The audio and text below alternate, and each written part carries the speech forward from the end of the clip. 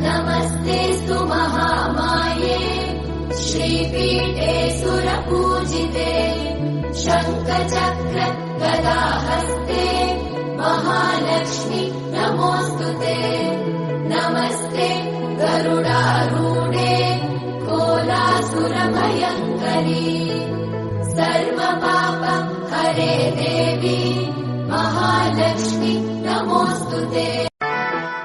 नमस्तेऽस्तु महामाये श्रीपीठे सुरपूजिते शङ्खचक्र गदाहस्ते महालक्ष्मी नमोऽस्तुते।